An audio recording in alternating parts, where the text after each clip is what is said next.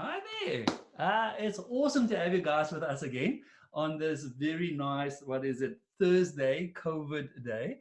And we are very pleased to have this webinar and share some cool stuff with you again. Can I maybe just ask that if you are online, that you just give us a thumbs up? There's a reaction button at the bottom. And then at least I know that you can all hear us and see us. So if there's anybody that can just give me a thumbs up, I would really appreciate it. Just want to move a few things around on this side. Can't hear anything? Okay, let us quickly sort that out. I'll quickly sort that out.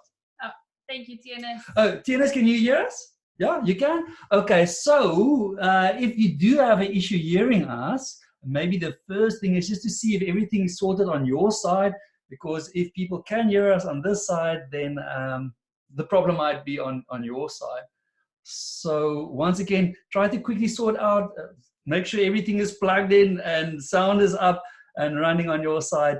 And then we can get going. All right, so maybe as we start off with, for those of you that's the first time that you join us, if you're not familiar with Zoom, a super easy platform, the fact that you are on Zoom right now, well done, you have achieved a lot.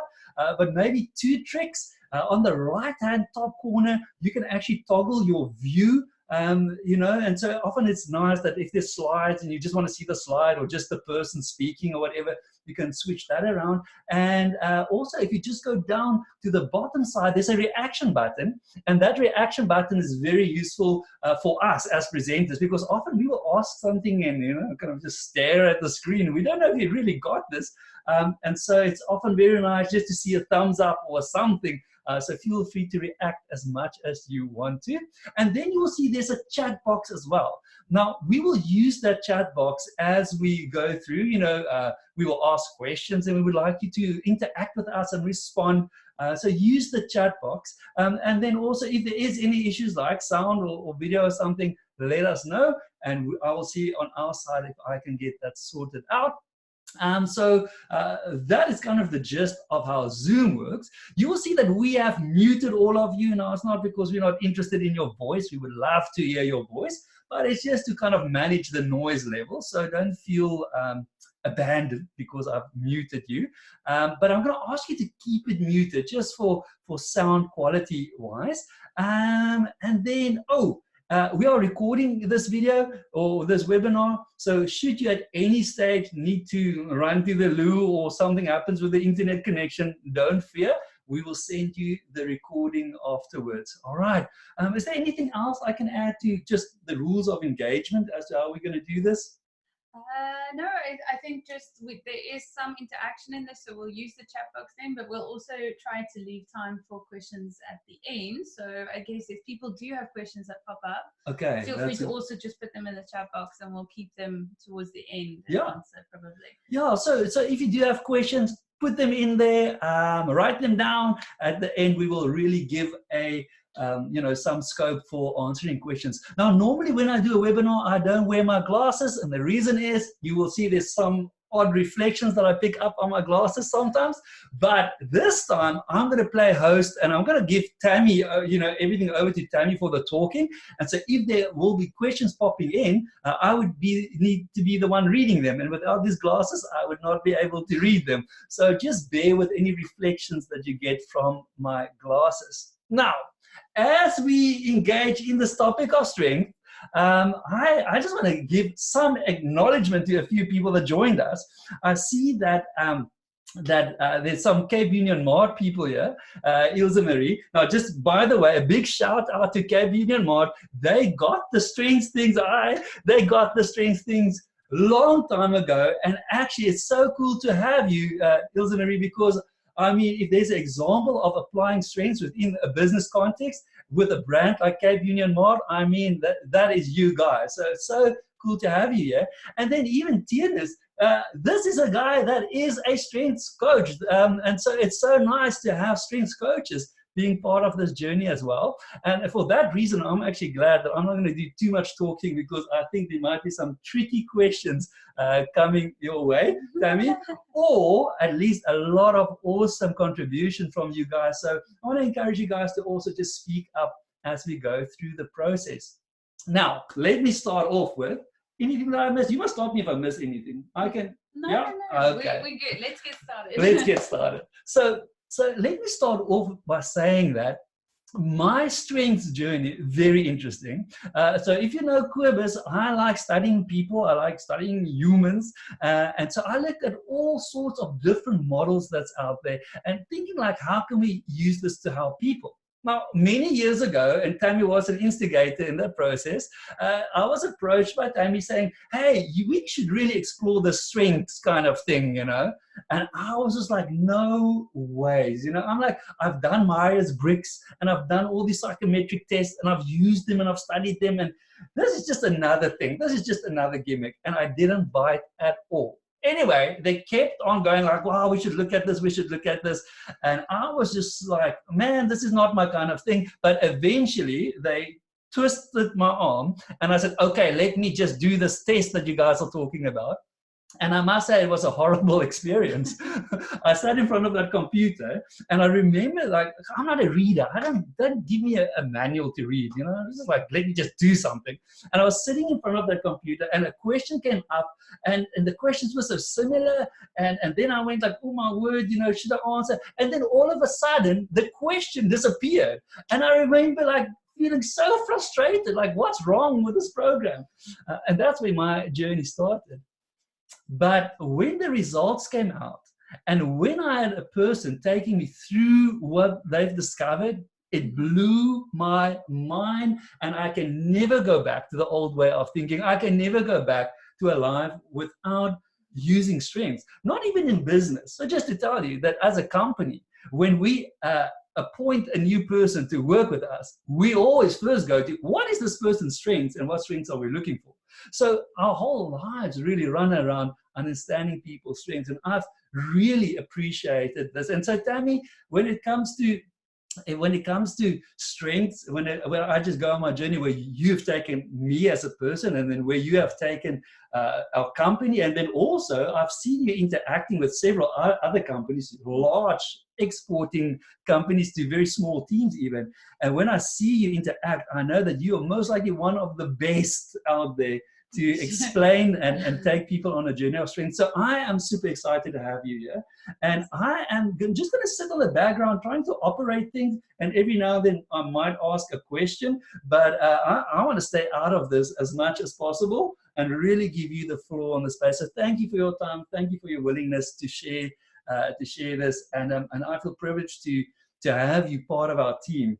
Especially you have proven yourself in the strength around for the last couple of years, and it's just been an awesome journey with you.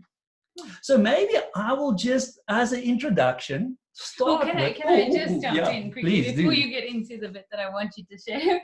I just feel like it's just so relevant to explain for people who do know some of the strengths and understand a little bit of why you acted in ways you did or whatever. Classic activator over here, doesn't want to read or think anymore. Let's just start doing and get going with things.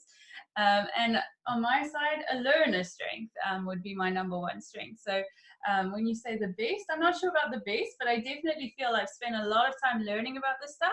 And I just want to share what I've learned so far and hope that it really helps you guys. Cool. Yeah, no, that's what we want. We want your learning strength because there's no ways I'm going to read a book or manual. So I need you to tell me. Okay.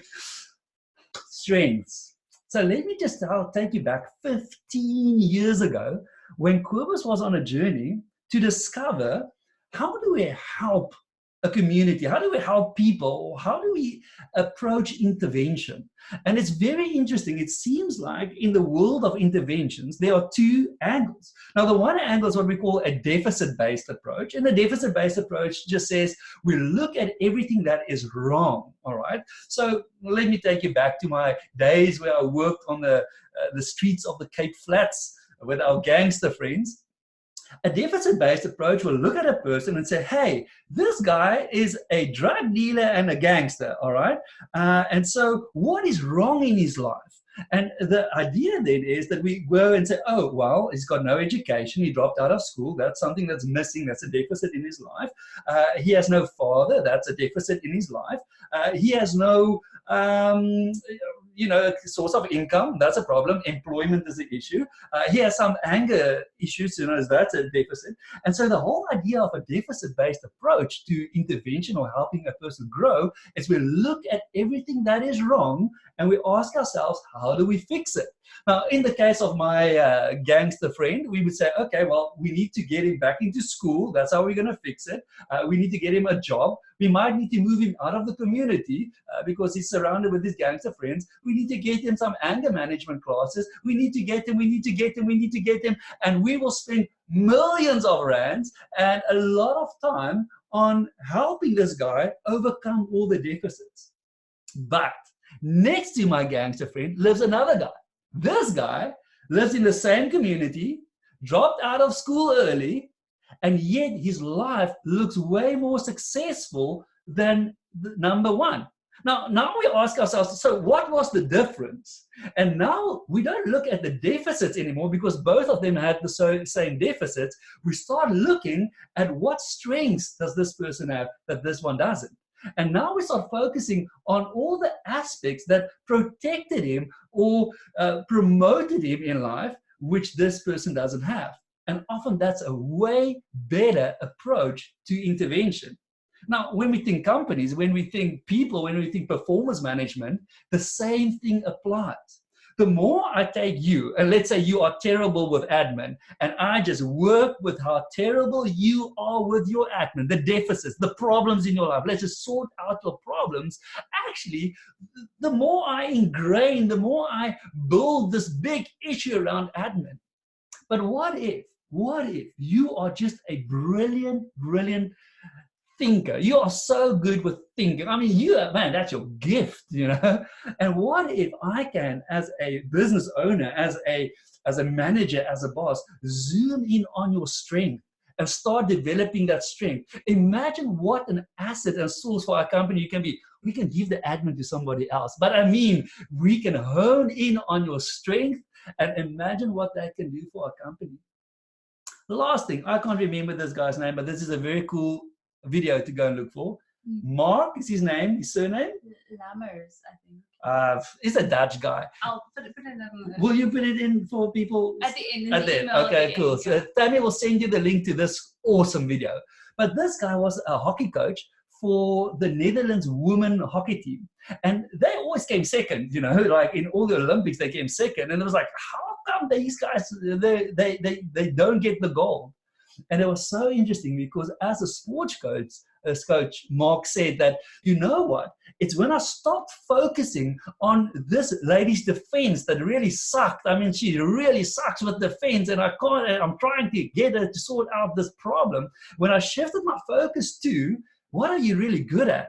And we saw that she was a brilliant attacker. He says, now she went from being a brilliant attacking player to the best attacking player. And then when she really built that kind of confidence as a player, automatically she went back and said, hey, I want to practice a little bit of my defense as well. So it seems like there's so much value to take our focus off, might be sometimes important, but take our focus off the crazy problems that the person is facing and maybe start asking the question, what are they really good at? Now, that's as far as my strength knowledge goes, and just awesome experience being on the journey myself. So, Tammy, I hand it over to you. Take us on a journey. Share with us what you have learned. Okay, cool. Thank you very much for sharing that. I mean, that just comes a little bit of part of your research into interventions and working with people. So I think very valuable to understand deficit-based versus strengths-based. I want to take us, if you can just bring up the slides that I have, I think it's going to be useful. So yeah, we've gone through all of that. But basically, I wanted to start with Donald Clifton. So this is really, if you want to understand the strengths and strength psychology and the strengths movement, this is the guy to go and look up. Donald Clifton, they call him the father of strength psychology because really he is the person who started this movement. He was, if I just go back a few decades in his life.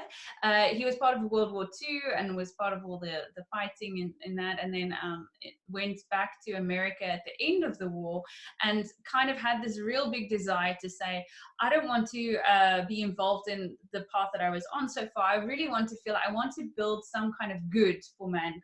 I want to focus on something good for mankind in that sense. And he ended up going into psychology and studying psychology. And he was actually just amazed by how much of psychology at the time was focused on what's wrong with people and how do we fix what's wrong with people. And very little was focused on what's right with people. And so he just got the bug of like, I want to start figuring out what's working well with people, what's going right. And from that moment on, just started things. He started his own company at one point, which very involved in research. And then that company got merged into Gallup, which I'm sure you've heard of as well. Also very research focused in the corporate world, does a lot of surveys and research into things. And so this whole strengths movement and strength psychology is founded in actual research and science behind, we want to understand this, we want to discover this, we want to explore it. And then it's grown into something that is actually a tool that they can present for people in the business world or in any area of life, actually. I mean, psychology isn't just for business.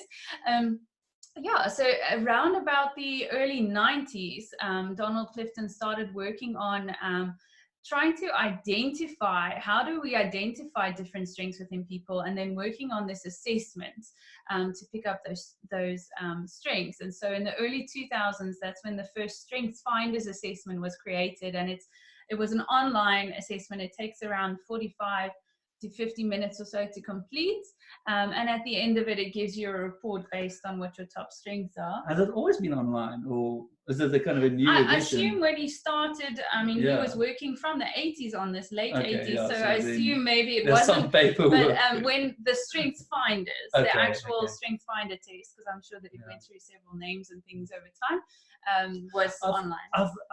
I don't know if this is accurate, but I think I've read somewhere that some of this research was based on 7 million surveys. Yeah, so at some point, this is old stats, so it's 2019, 2018, 2017. At that point in time, there'd been 7 million people who've taken the Strength Finders assessment. Which absolutely must make it one of the biggest research or largest research kind of data absolutely. to pull from. Yeah, I mean, this is something that has really become huge. I don't even know if he knew how big it was going to be when he started, but I'm sure he would be super excited about it.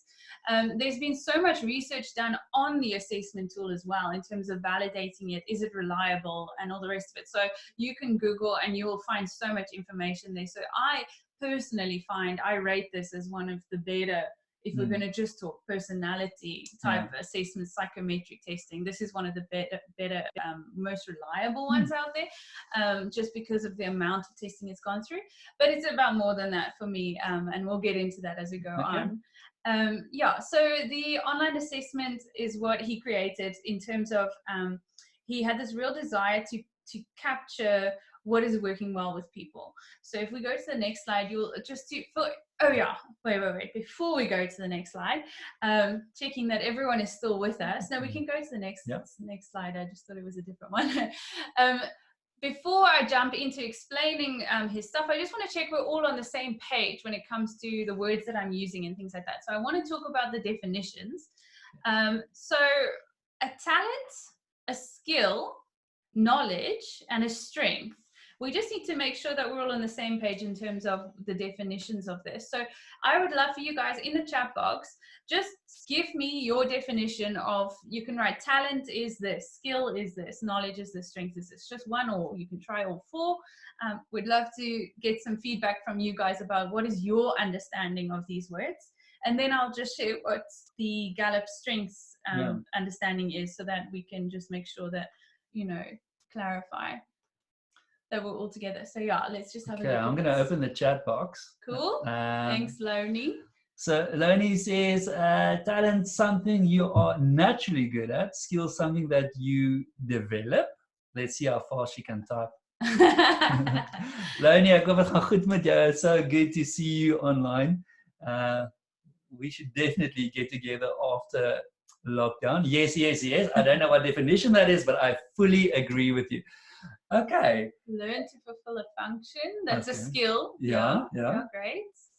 Talent, natural way of thinking, feeling, and acting. Love it, Tianis. You've been around the strength scene for a while. I'm keen for someone to say what knowledge is. I'm trying to come up with my own definition of knowledge. In my mind, it is, I don't know, something to do with available content. I actually don't know what my definition of knowledge would be. Maybe information? Yeah. Skill, ability to do something new. Great. Knowledge, input. Okay, great. I like that. Yes. And strength. This is the one. No one's touching the word strength, but this is a really key word. I would love to hear what people think. How would you define a strength, seeing as we're talking about strengths? Relevant input information. Yep, I like that. Yeah, strength. I mean, if I just think about strengths in the sense of, it is obviously something that I'm really good at, so that's where my mind goes when I think strengths. Oh, I like Ilse's natural place of flow. Oh yeah, I like that. Yeah. Yes. Yeah. Okay, cool. So I love all of these. Definition of a group of similar talents. Great.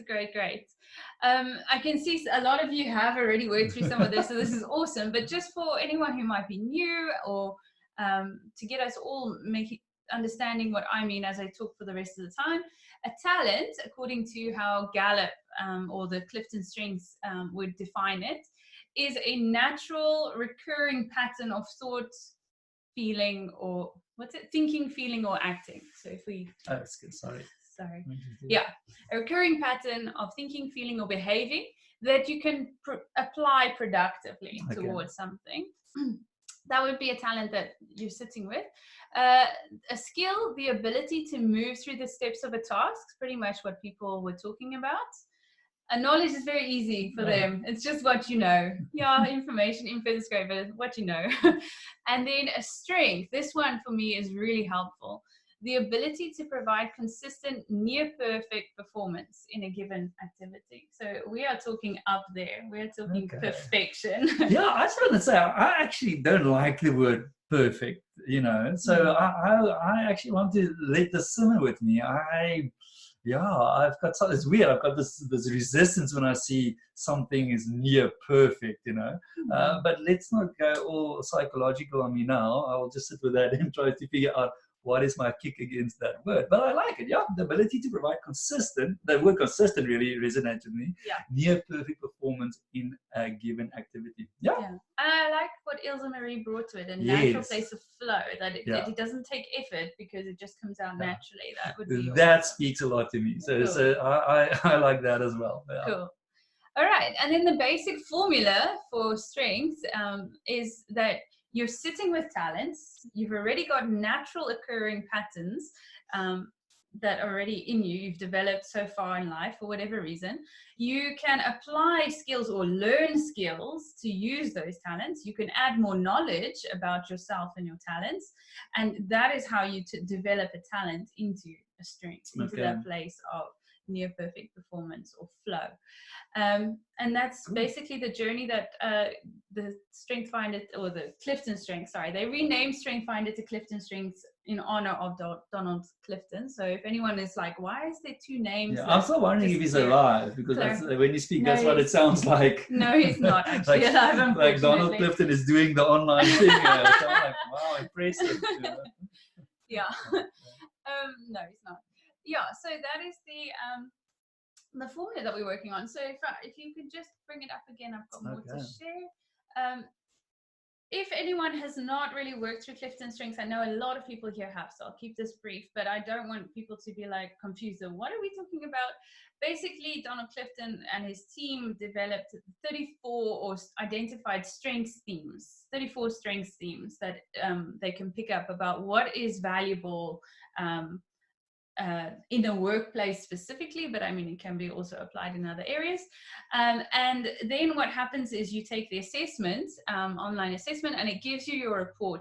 Now, they've changed recently where you can actually get a full report of all 34. They used to just give you the top 5 unless you paid a lot of money to get the full report. It's still like that, though. There's a big price difference between Yeah, the 5 is, and the 34. So I'm just going to stop here at this moment because I know there's different opinions, so you guys might not agree with me. But for people who are new to Clifton Strengths, I really want to encourage you to just go for the top 5 reports in the beginning, and later you can always do a top up and then I'll give you the full report. And for me, it's just my opinion is that when people are so new to this, there's a lot of new language. I mean, you can't even remember all 34 strengths, and getting a report with just 5 of them makes it very manageable for me to engage in the subject and actually start to understand.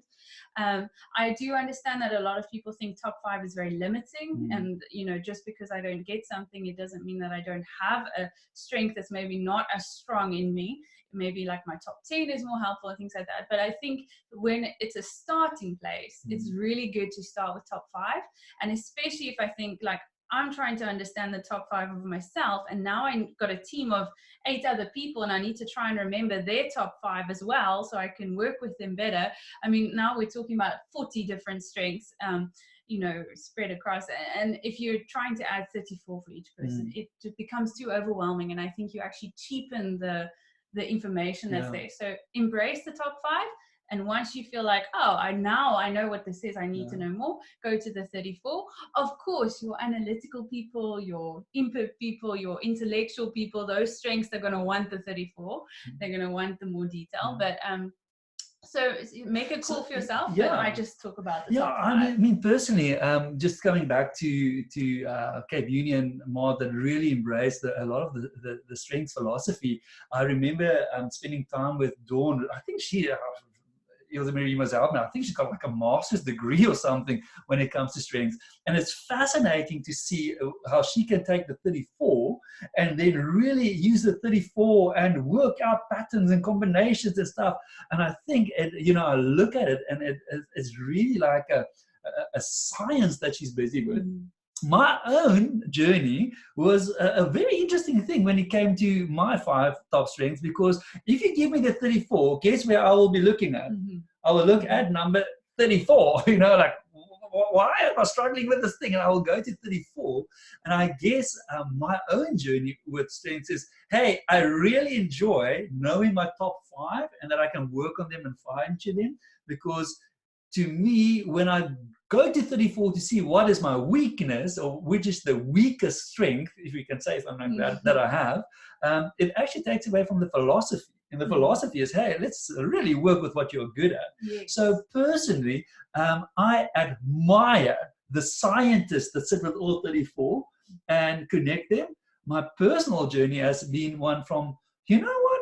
Let me just work on my 5 for the next couple of years, and then I'll find out what is number 6 and work on that one. So I guess that was my journey with this. Yeah, so once again, it's very easy to get sucked into the normal way of thinking, and we'll go into this about where am I not performing and comparing my weaknesses and trying to bring my weaknesses up to the same level as what I'm comparing around with everyone else. And we become a team of average people, actually, if we do that, as opposed to let's look at the strengths that we have and let's get a lot of top performers in all different areas and build the best performing team of great performers, and we're all being able to combine our strengths and maybe cover for areas that other people are not strong in. For example, you talked about admin earlier.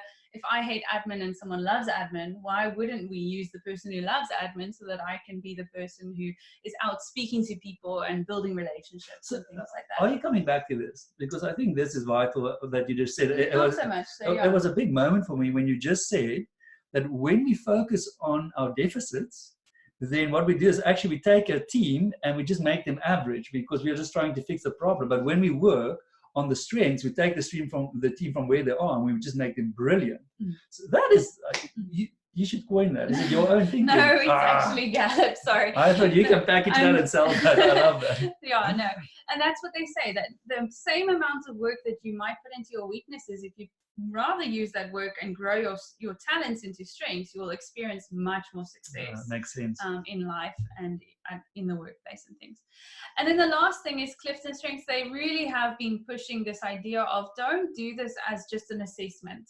You need coaching. You need someone who knows this stuff to be able to come alongside you to help you. And the journey is about naming it, claiming it, and aiming it. So make sure you know what your strengths are. That would be the awareness side of it.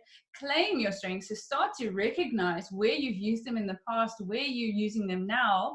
And then the aiming is to say, oh, why don't we, how can I use this strength to reach the goals that I'm working towards? And let me look at my role and how my strengths align with my role. Or maybe as a business, let's look at people's strengths and figure out what's the best configuration, which roles are better for other people and things like that. So a lot that you can do with it, but the coaching element is so vital, because otherwise it becomes this great thing that we did as a team building. Now we understand each other better within one day, and then the report goes into a drawer and never gets looked at again and used. And, you know, I'm just, I guess I'm with Gallup on this thing of, this is so much more powerful than just a little team building, understanding each other. I just want to point to Ilse Marie's comment, and I appreciate that, where she actually said, hey, this is the benefit for us to look at the 34 strengths, you know, that you can really start looking, for example, at, you know, what did you say there? It made so much sense when I read it the first time. you know, kind of person's communication and how they kind of function together on the bigger scope of things. So thank you for that. I guess everything we can approach from different angles. And like I say, I really appreciate you guys as you're really going into this with a very scientific kind of approach of pulling it all apart. And I've just been amazed looking at all your charts there at Cape Union. Yeah, and I think the reason why that can be really successful is you're putting a lot of time into it. If you are going into the team building idea of, we're going to do one session, everyone will just have fun getting to know each other, which is fine. You can do that. It's just that it's a waste. There's so much more you can do with it. Like, for example, what Cape Union Mart is doing, really getting people to embrace the strengths in their culture. So let's go on to, I'm just sharing some of the research that Gallup has done. It's so cool to be able to draw on their stuff, and the fact, I mean, we love evidence-based stuff. So it's not just good ideas. We're looking at, does this really work in practice, and what is the results of it? And so, I mean, the evidence is showing that embracing strength-based leadership, you know, where your people in your company are actually very knowledgeable around strengths and know how to work with their own strengths, know how to work with other people's strengths on their teams, then you start to see things about higher employee engagement. You know, when I know what I'm good at, I feel so much more confident in what I'm doing and I want to do it. Increased performance, of course. You know, when I understand what I'm good at, I can also figure out what I should not be doing and what I should be doing. And obviously that's going to raise my performance, or maybe how I can use a strength to be able to achieve something that I've actually been avoiding mostly, or leave till the last minute, procrastinating and all of that kind of thing. But maybe if I can use my strengths better, I can change those kind of habits and behaviors. And then the biggest one for that really stands out is the fact that people don't leave. You know, when they start to be valued and appreciated for what they're bringing to the team, why would I leave a workplace like that? So that's a big difference that strengths can bring to your company. And once again, you know, statistics is a weird thing. You need to really always interpret it. But when you look at increased performance, a person can say like 8%. What is 8%? But take 8% on 5 million for the year, and all of a sudden you see big returns, you know. And so I believe in the 1% a day thing. You know, if you can just better yourself 1% today on something, at the end of the week, that is 7%, and that's huge, you know. And so imagine you can get that increased performance in your team at the workplace. I mean, that's phenomenal. And where I want to go today is I want to take us on a journey towards how can you embrace this as a culture within your workplace, because I believe that, you know, not everyone engages to the full extent of what strengths can give them. And so I believe those numbers are on the lower end of the scale if you really embrace this philosophy and use it in your workplace. So yeah, I'm excited. Okay, so those are the stats. That's kind of the boring bit. Now I want to actually take us on a bit of a journey into, okay, how does strengths apply practically on it, like in a day-to-day basis? How can strengths really help? So what I'm doing is I'm pulling from this book. I mean, there's many of the strengths books out there. The Now Discover Your Strengths, Living Your Strengths. This one is How Full Is Your Bucket?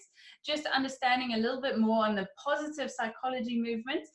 So it is a slightly like a bit of a tangent, but I'm bringing you back into the strengths part of it in a minute. So if you just go with me. Yeah.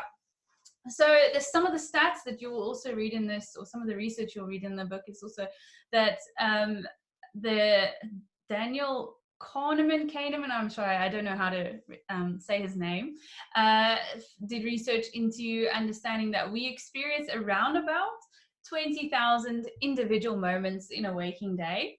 And you'll know that we teach people when it comes to your thought life and what's going on in your brain is that we often say you have 65,000 conversations with yourself a day or thoughts a day.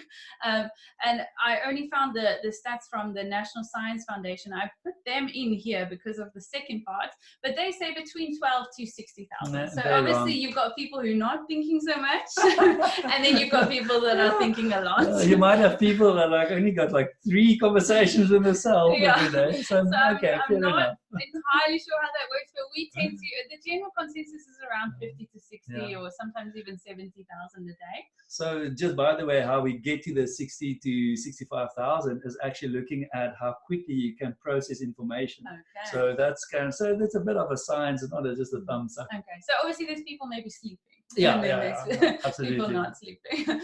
All right, but what is so surprising actually that I loved about this research is that they found on average that 80% of our thoughts are negative, and 95% of our thoughts are repetitive. So unfortunately, the bad news, we're only 5% original in a day. The rest is just repeating. Like, I'm hungry. I'm still hungry. What am I going to eat? I'm hungry. And you are probably repeating 80% of negative thoughts. Yes, that's the scary thing. That is a very scary thing. So I want to stop here because I know some people might be like, whoa, that's, I'm not sure about that. So I'm fine. We're researchers. We love to experiment and things like that. So we've got a great activity that we actually do with people in our training sessions and our online courses and things like that.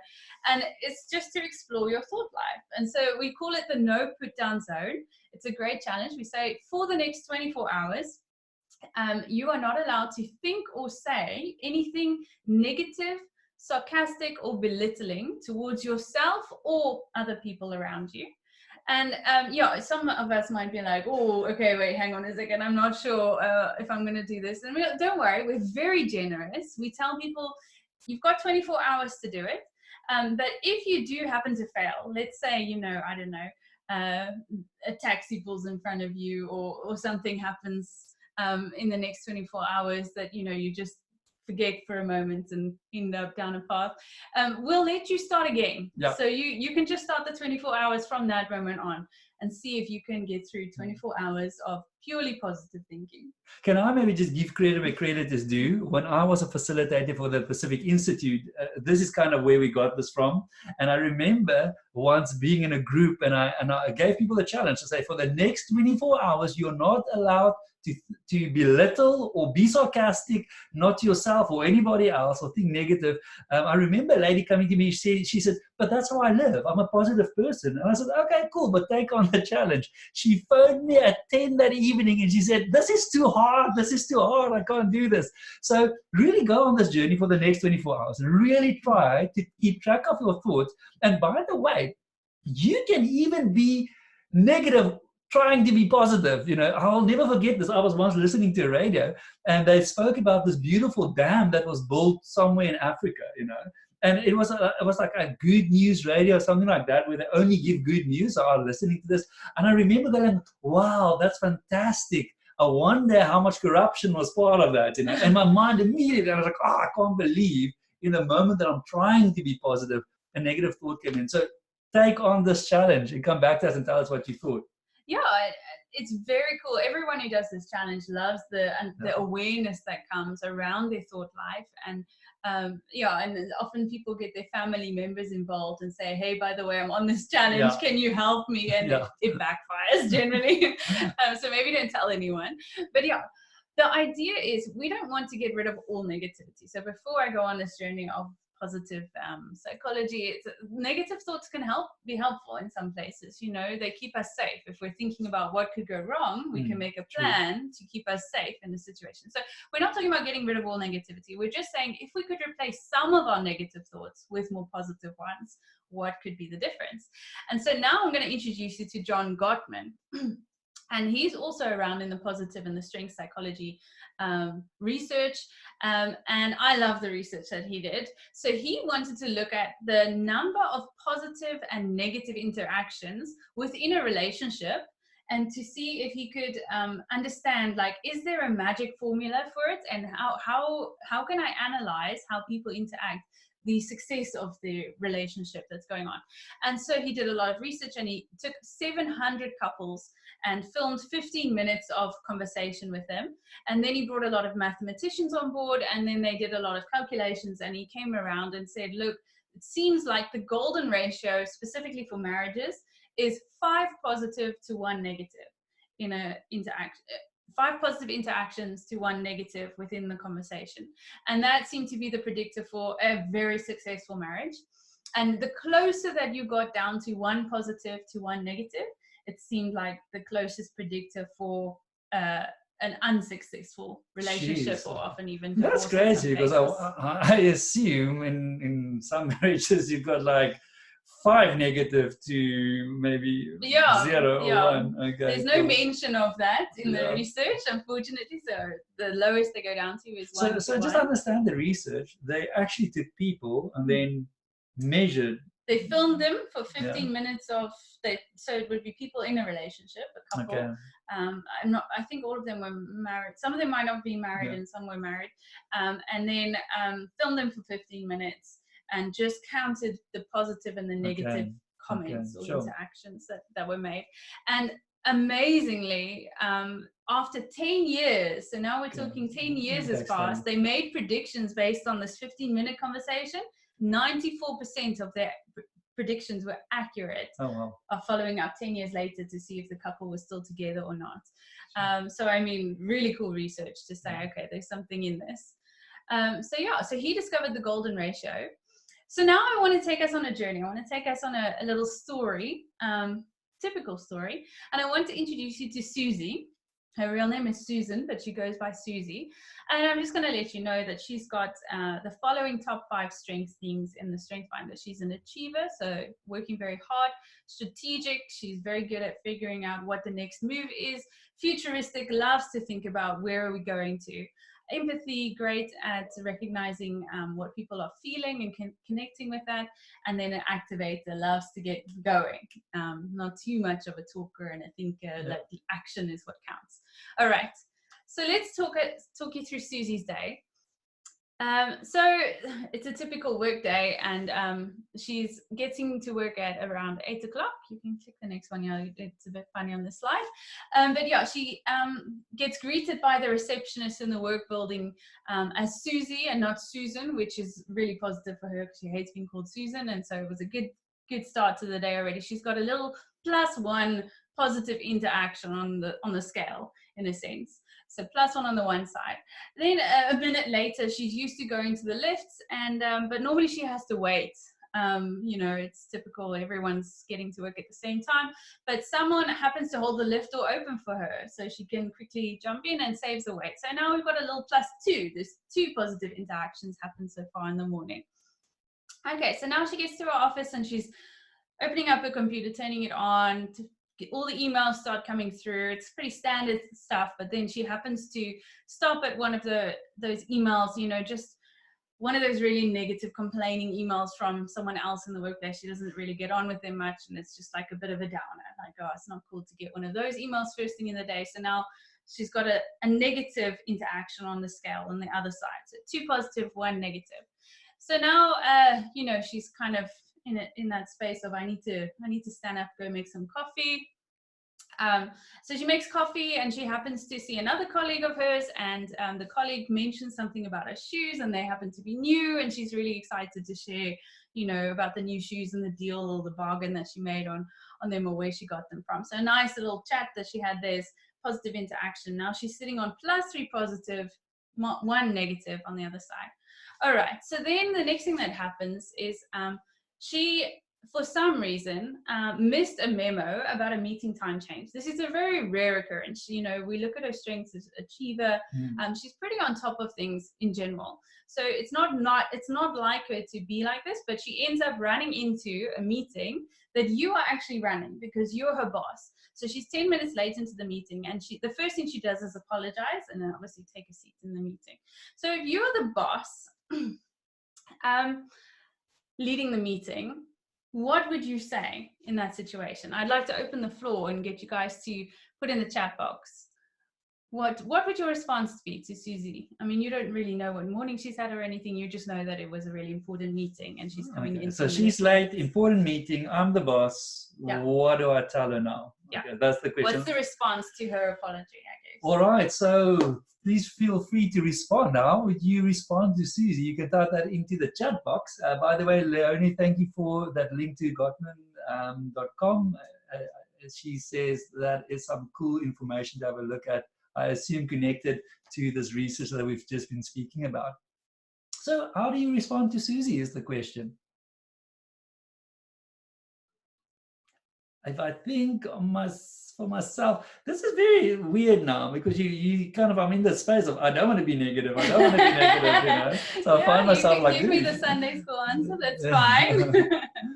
I mean, how I Teacher's probably, yeah, that's how I feel currently. Like, what positive thing can I say to Suzie? Let's just give it a few more seconds if people want to respond.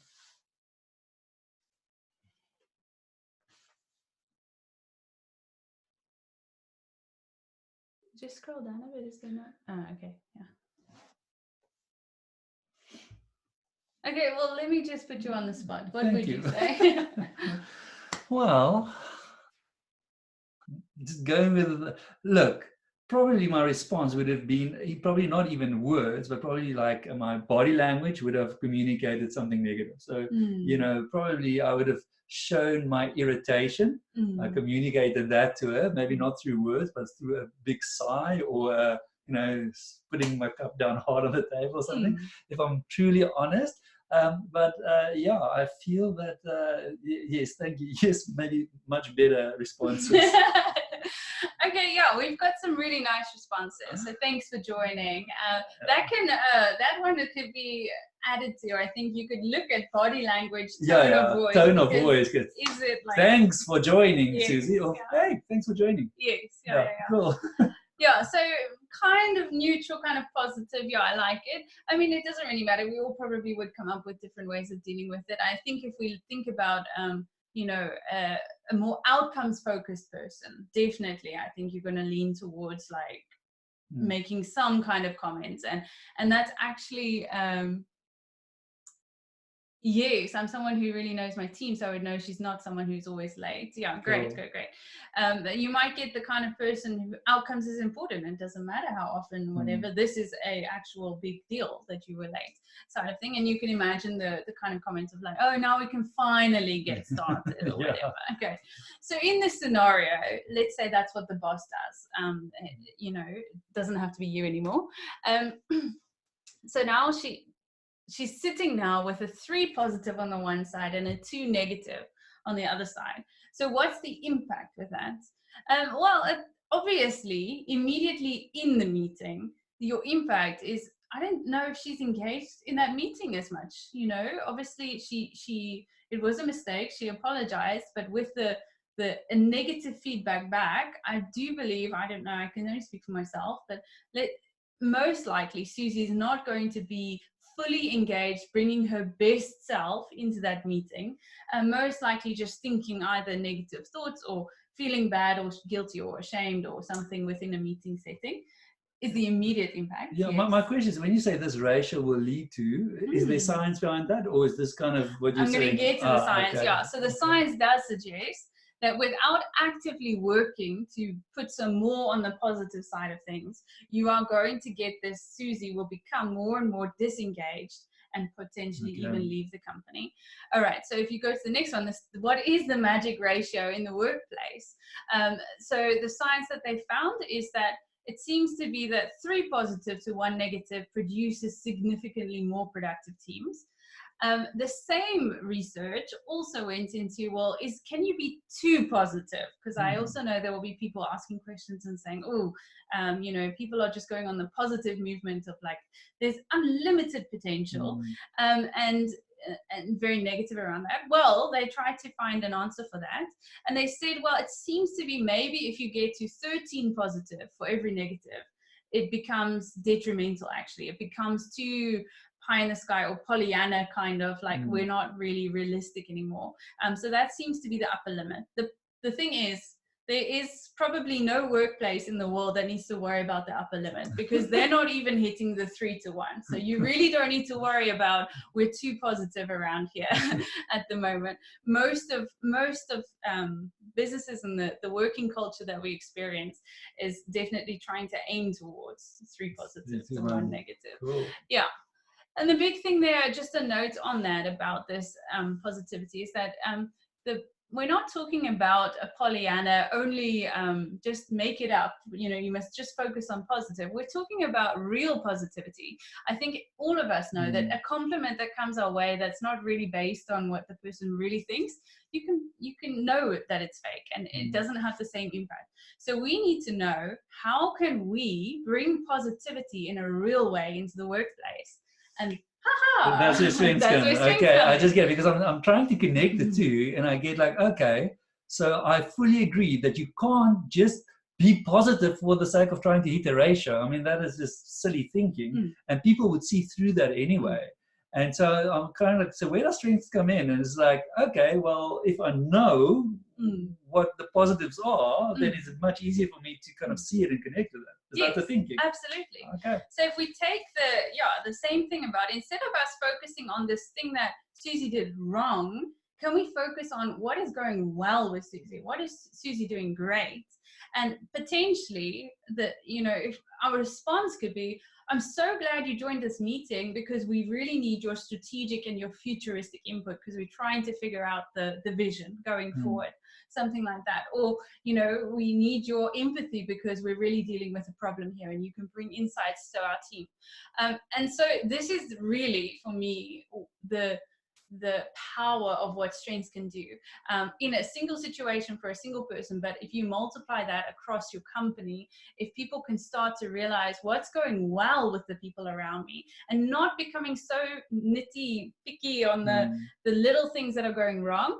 I'm not talking about there's some people that are always late for meetings, so should you just ignore that? No, obviously that's a problem. If they're always late for meetings, you need to deal with the problem. I'm talking about those people that are actually doing really well, but yet we can't recognize that because we're still focusing on, this little thing is still not perfect. Or you don't even know, you don't even know what the strengths are. So I can't even see it because I don't look for it. I don't put them in a place where they can use it. So all that I can see is this thing that irritates me, and I kind of miss the whole beauty of why I've appointed this person in the first place. Absolutely, yeah.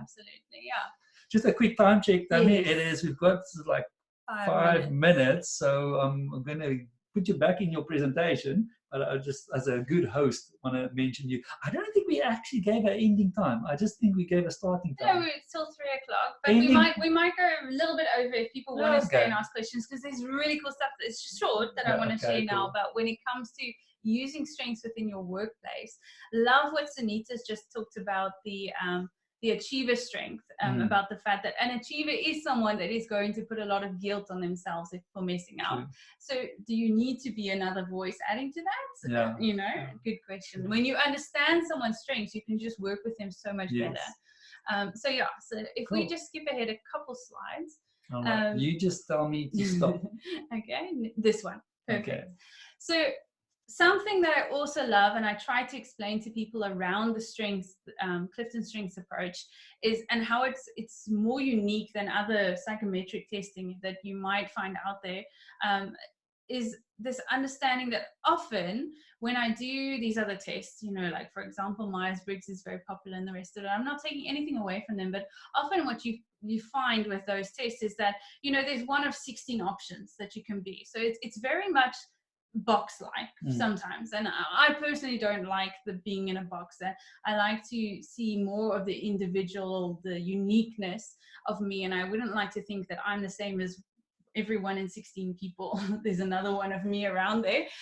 So if you think about if we had to represent it in a floor plan, it will look a little bit like this. There's a few rooms, and you're in one of the rooms, and there's definite walls dividing all the rooms and stuff. But if we go to the Clifton Strengths assessment and the approach that they have, you can see it's a much more open plan, is the first thing. If we think about the analogy of a floor plan, the second thing is that you'll see that there's so much more interaction. There's, you know, there's these seating areas where we have to sit and talk, and there's this understanding that if you had to measure, if you had to think about if the chances of someone getting the same top 5 strengths as me in the same order on the Strengths Finders test is 1 in 33 million.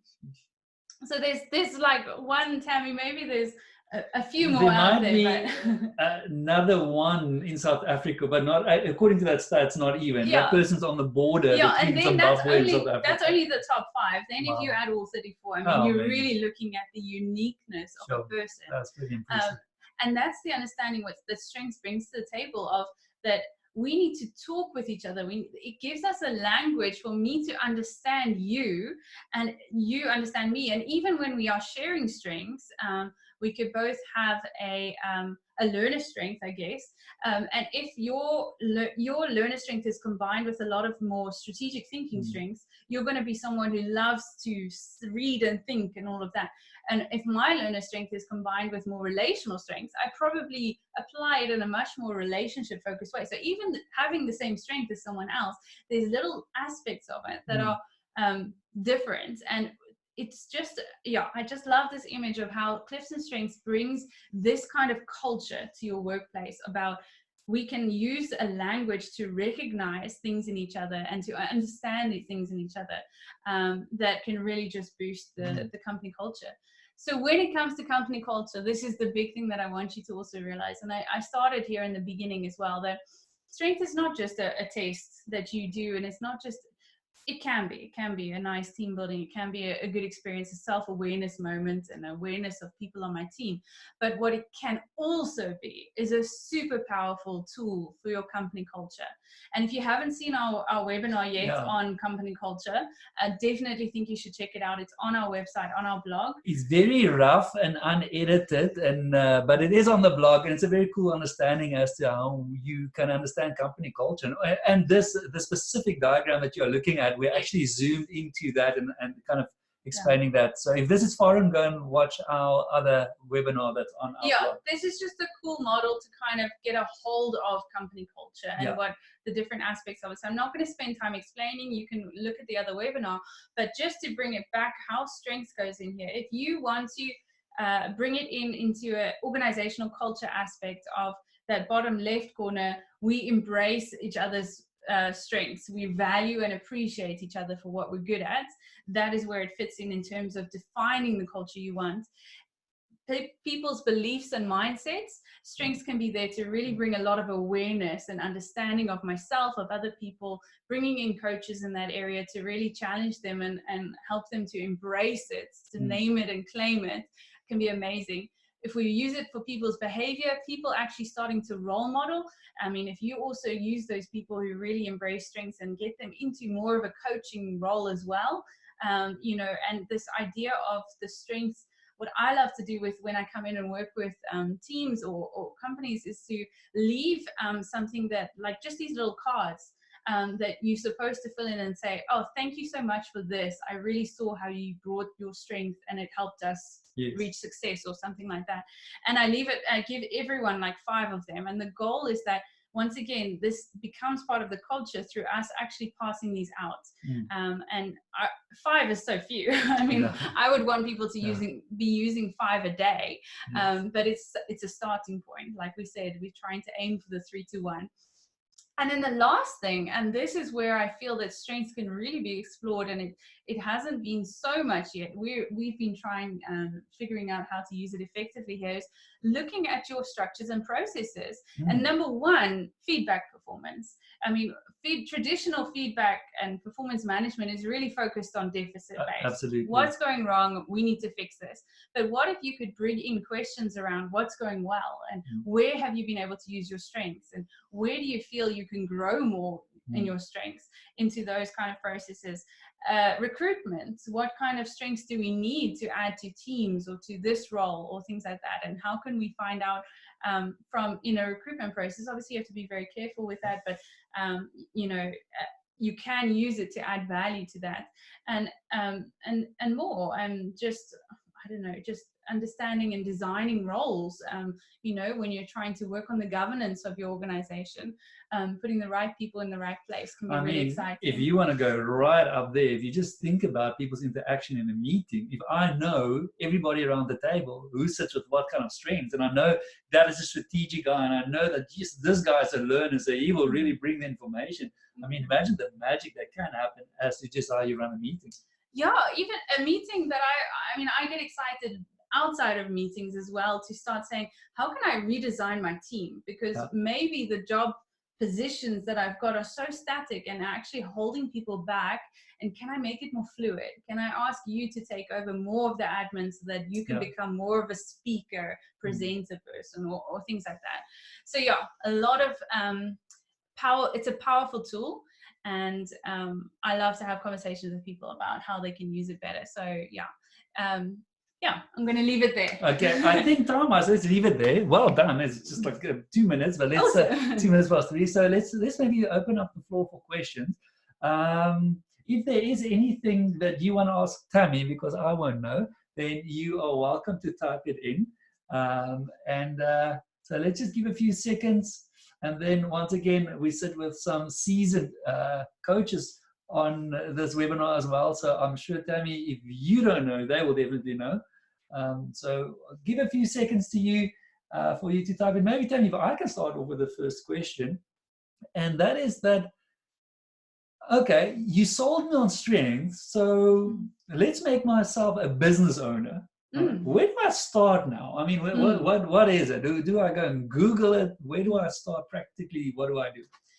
Well, I mean, obviously, depending on the size of business, I've got 12 employees. Okay, awesome. That's a awesome size to work with, in terms of you can get it pretty quickly up and running, I guess. The bigger the companies can take a longer time. I've got 300 employees. What now? But basically, I do think it's good to start from the top. I think it's good for you to really grasp what are my strengths? How do I use my strengths? And how do I actually harness that and use that to work towards goals that I'm working on?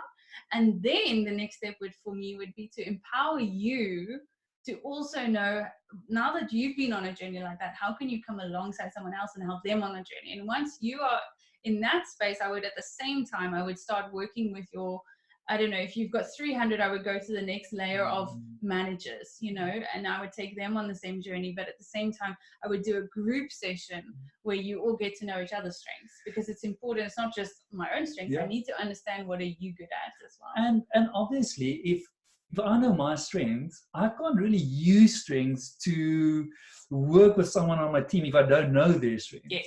Or is there some way that I can guess it? Or is it you actually want to figure out what it is? Yeah, no, well, I think it's best to use the assessment. Obviously, there's certain people you can predict, or it's very clear. Like, okay, well, you're clearly a people person. I would guess you've got probably a lot of top strengths in relational building. But I think what was really cool about what Cape Union did is they would do the assessment, and then they would have the direct manager sit in on the debriefing session. So that as the person's learning about the strengths themselves, the manager is there as well, learning on an individual basis. And they would also do a group session. And I think you roll it out like that, so that people who are responsible working with people below them, that they are equipped before they discover the strengths. But ultimately, you want to go all the way down the company. You want everyone to embrace this idea of, we value and appreciate you for what you bring to the table. And then maybe one thing I want to add, sorry, this is not a question, but I've heard, because I've got a dear colleague and friend that said that strengths really just helped his marriage. You know, so I actually want to pull it out of the workplace and say, I think just general in life, it's a great tool to know what I'm good at, what my spouse is good at, and maybe help even to understand people better. Absolutely. I think why not? If we can also use the research about a great healthy relationship requires 5 positive to 1 negative, I would really want to start noticing and appreciating what is really in my partner, and being able to support that and grow that. And and then maybe my last question, I don't know if you do have an answer for this, but is this something you can do with children, or is it pretty much grown-up thing? Yeah, they are really expanding their market, I guess, towards younger people. So what they do have is they have a Strengths Explorer, and that's designed for children aged 10 to 14. And then they've also got they use the same, for students, they use the same assessment, but the Strengths Explorer is much smaller. I think it measures 10 or 12 different strengths for your child. And then they've got some very cute workbooks that you can do to work with your child in developing in those areas.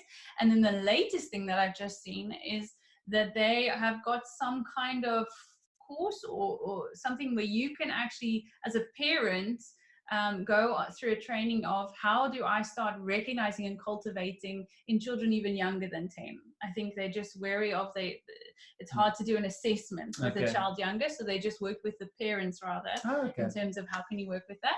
But yeah, I've done what's very popular for even like the 17, 18-year-olds. I've done a lot of assessments with them because of this decision time. I don't know what to do with my life, and I don't know whatever. And I'm like, well, let's start with what you're good at. So I love doing those kind of assessments with the 18-year-old age group as well, and get them to think a bit wider, or maybe just have some more awareness about themselves and what might be a good fit for them or not in terms of decisions that they're making when it comes to starting off studying or careers. Thank you all. Thank you so much for your time. Before I wrap this up, I just quickly, is that yes, Strength-Based Marriage by Jim Evans. Thank you, Tianis, for saying that there is already stuff already built around that. There's so much. I mean, I can just absolutely see the value in it. And I mean, we love talking business, but I think we love talking human in the first place. And so when it comes to marriage, being stuck in life, wherever you want to go, I think Strength is a really, really good tool. Now, by the way, if you think about it, why do we speak so much about Cape Union Mart? We are not sponsored by them. That's a good idea. Yeah, I might pursue that idea. But I just want to say that we really love the guys there, and we have had the privilege to work with them and see how this play out in a larger scheme of things and how successfully they've been using it. So once again, we're not sponsored, but we just acknowledge them for their courage to go on journeys like these. Also, I want to give credit where credit is due. Tianis, you have mentioned a few things as we went along, and Tianis is a strengths coach. And it's really a cool guy to get in contact with. And then Lonia, I saw you on there as well, and I know you from a coaching side as well. So we sit with a lot of coaches. But with that in mind, I just want to say that if you do want to pursue your coaching or the strength thing more, I've asked Tammy, I said, Tammy, can I ask you to come up with some special thing that we can give people? And this has kind of been designed for the corporate sector, but we are willing to speak to individuals as well. And then Tammy said, hey, I'm willing to take a person on a coaching, 4 sessions of coaching around strength. We will buy the code for the assessments and everything. Everything is included in there. And there's a bonus that if you do that, then we will also buy a code for your spouse or child or friend or that manager that just needs to get his head lacquered, all right? And so we will spend some time with that person as well. So that's a wrap from our side. Thank you for your time. We will put this video on YouTube for you guys. We will send you the link in a thank you email after this. And I hope that you will go into the rest of this week. There's only a day and a bit left. But anyway, the rest of this week, not so stressed about the things that you do wrong in life or that you battle with, but rather put your mind on all those things that make you phenomenal. Bye for now.